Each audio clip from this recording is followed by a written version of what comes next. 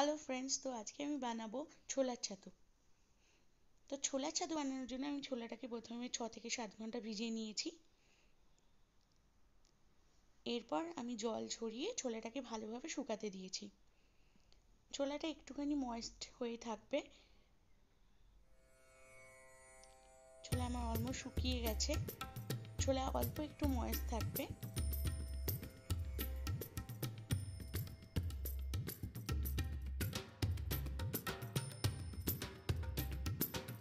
এরপর চলে আসছি আমি নেক্সট প্রসেসে। এবারে আমি ছোলাটাকে ভালোভাবে একটা প্যানের মধ্যে ভাজবো।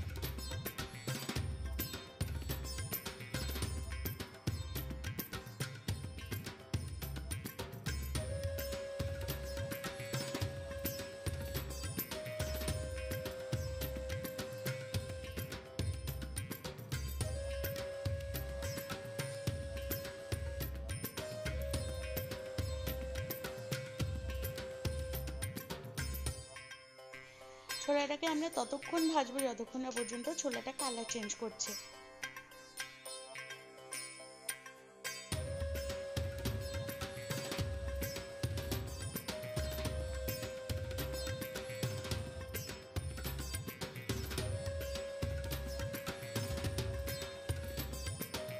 দেখুন ছোলাটা আমার মাঝখান থেকে একটু ক্র্যাকও করেছে আর ছোলাটা কালার চেঞ্জ করতেও শুরু করে দিয়েছে।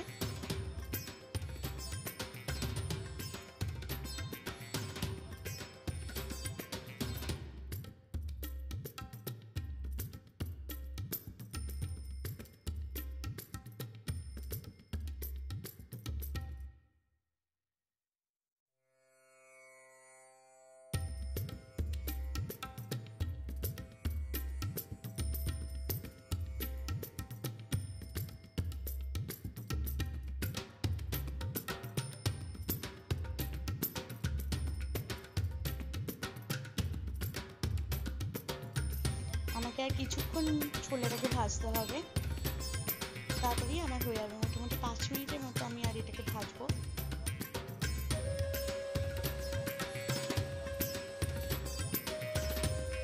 ছোলা আমার ভাজা হয়ে গেছে। এবারে আমি এটাকে রুম টেম্পারেচারে একটুখানি ঠান্ডা করে নেব।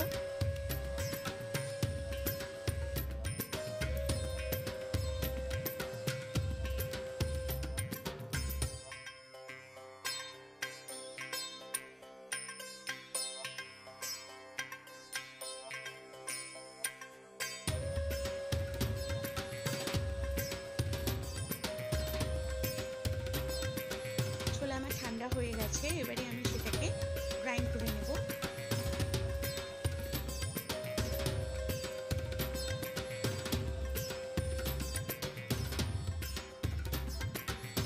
ছোলাটাকে আমার খুব মিহি গ্রাইন্ড করতে হবে।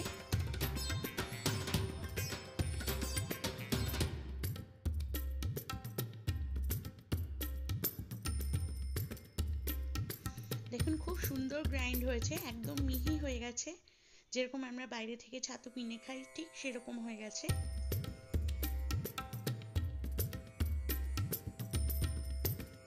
এবারে আমি ছাতুটাকে ভালোভাবে একটু ছেঁকে নিচ্ছি যাতে এর মধ্যে কোনো লাম্পস না থাকে।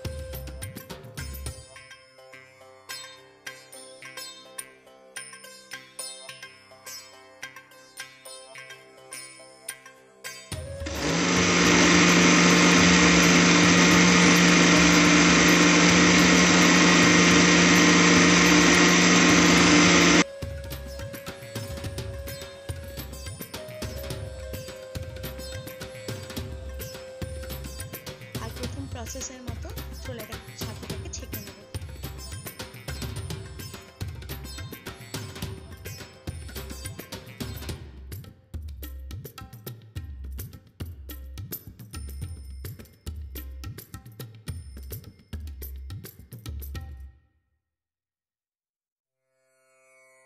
তাহলে আমার ছাতু তৈরি হয়ে গেছে। দেখুন কি সুন্দর মিহি ছাতু তৈরি হয়েছে, ঘরের ছাতু, একদম পিওর।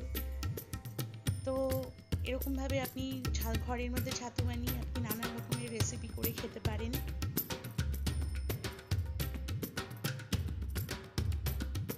এটা আপনি একটা ছোট্ট কন্টেনারের মধ্যে তুলে রেখে অনেকদিন ইউজ করতে পারেন।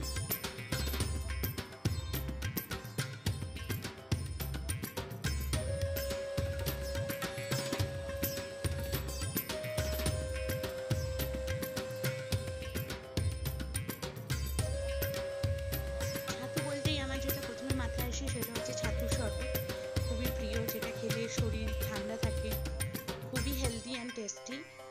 তাহলে আমি এখানে ছাতুর শরবত আপনাদের বানিয়ে দেখালাম।